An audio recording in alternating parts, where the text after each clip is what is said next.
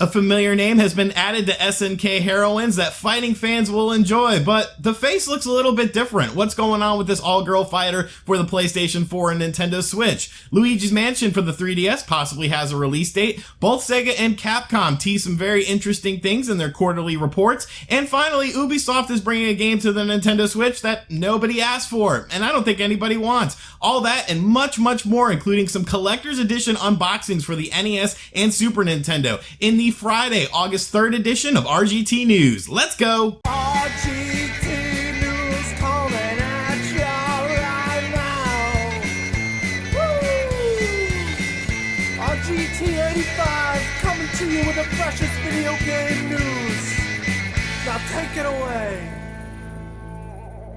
So when it comes to SNK fighting games and Fatal Fury in general, a name that immediately springs to mind is Terry Bogard. Terry Bogard is arguably the most popular SNK fighting character ever. You've seen him in crossover games, you've seen him on pretty much all SNK fighting games. A very popular character, a very fun and cool character. Of course, also appearing in the King of Fighters series. But the SNK Heroines game that's coming out on the PS4 and the Xbox One is an all-girl fighting game. And Terry Bogard has just been announced for this game. And she looks a little different. But I think it's pretty cool, honestly. I like to see this character, you know, put into a different situation essentially, and I think it looks really good. You know, I think as long as the gameplay for Terry is good, that it'll be a really fun thing. I always enjoy using Terry Bogard as a character in the SNK fighting games because it's very familiar. You know, Terry feels like a Capcom sort of character, so I'm all for this. That's definitely going to be my main when I check out this game, as it's someone I'm accustomed to. Definitely looks a little bit different, but hey, as long as they play the same, I'm good with it. So very curious, very interesting, but I think it's very cool to see Terry Bogard put into SNK heroines.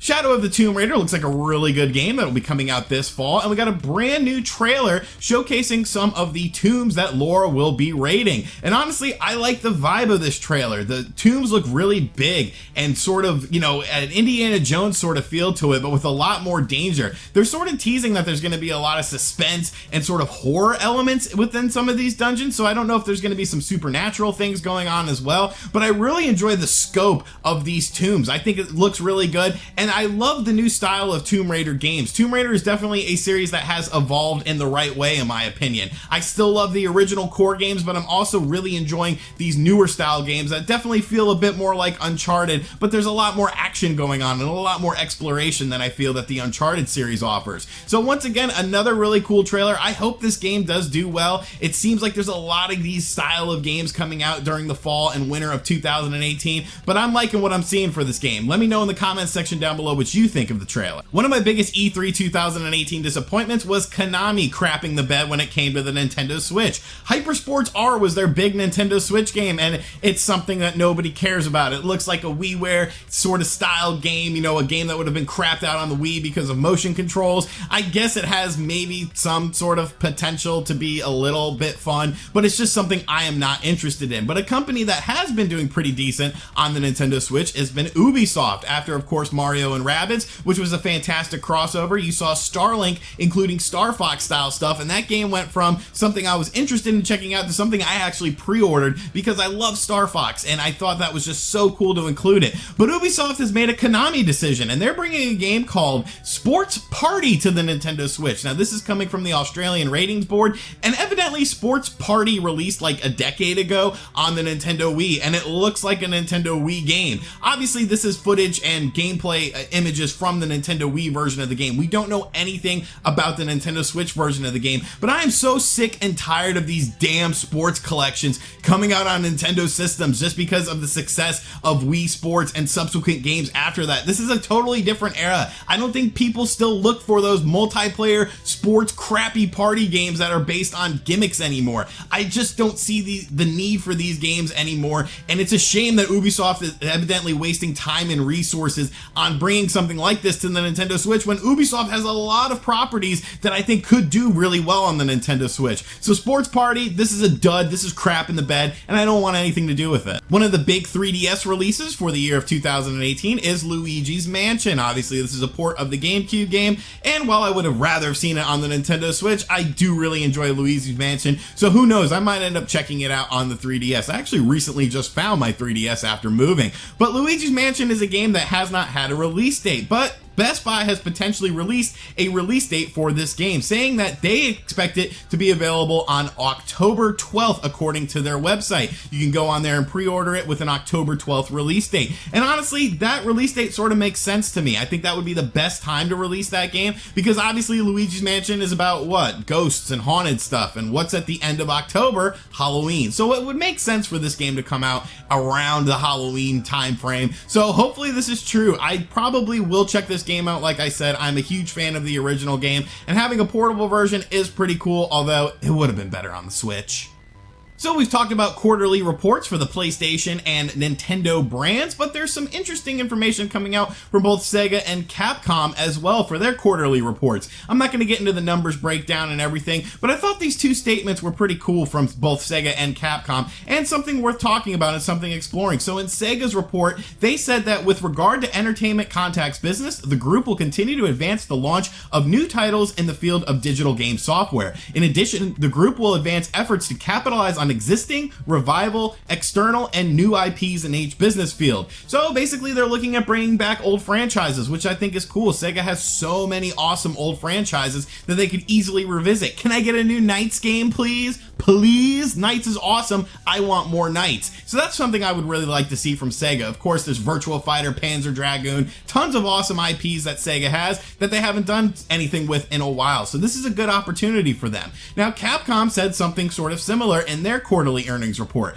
Further, regarding remakes and re-releases of titles in our back catalog, we expect to explore these further with a variety of properties as a part of our strategy to utilize our library of IP. So we're going to see more stuff from Capcom and Sega when it comes to classic games. Obviously, Resident Evil 2 from Capcom has a lot of buzz going around about it, and honestly, it's one of my most anticipated games of 2019. The original Resident Evil remake did really well, and I'm totally cool with remaking and reimagining old games nowadays because it's just a fun way to revisit these games, and seeing them with new graphics engines and new things going on, I think it's a really smart thing. So hopefully Sega and Capcom will stick to their word and revisit old IPs and possibly remaster and remake games, because I think it's a real good opportunity, as some of these games are such classic games that a lot of us grew up on. Let me know what games and IPs you would like to see Sega and Capcom revisit in the comments section down below.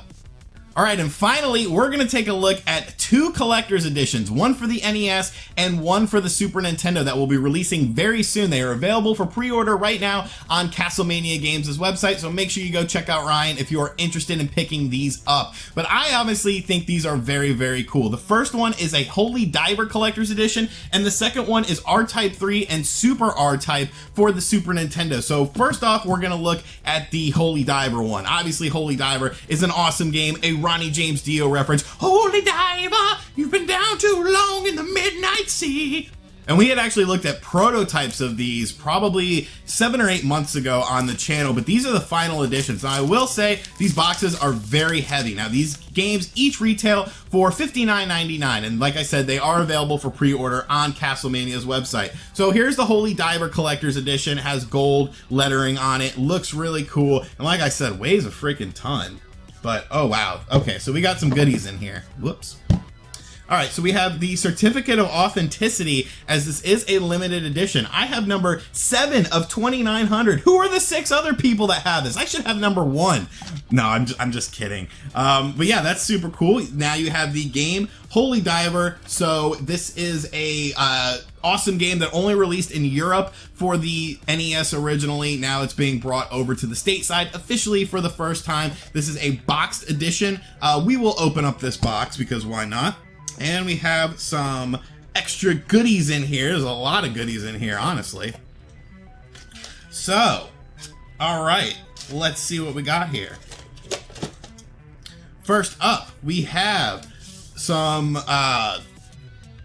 cards for Holy Diver. So little artwork action going on there. We have some collector's edition stickers as well. Very cool stuff with the main character, some of the enemy characters, and some of the logos. And this is really freaking cool, honestly.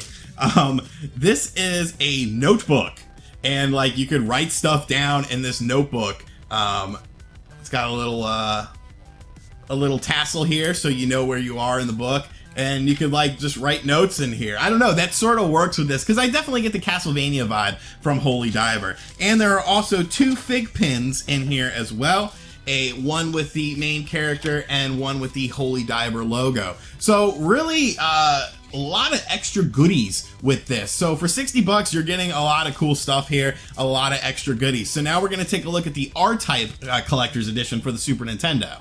All right, so here's the R-Type collection for the Super Nintendo. We're gonna open her up as well. This includes both R-Type 3 and Super R-Type on one cartridge. So pretty cool. R-Type games are obviously pretty awesome. This, once again, has a certificate of authenticity. Number 33. Who are the 32 other... No, I already made that joke. I'm just kidding. Here's the box for the game. Front and back. Pretty cool. And let's take a look at the goodies.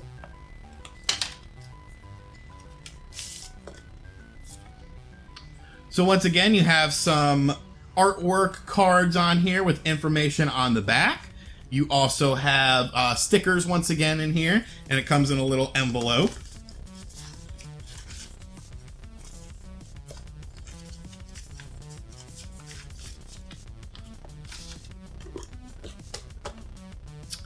R-Type also comes with a cool little notebook, so if you want to jot down some R-Type related stuff or talk about flying or something in a notebook, you also have that.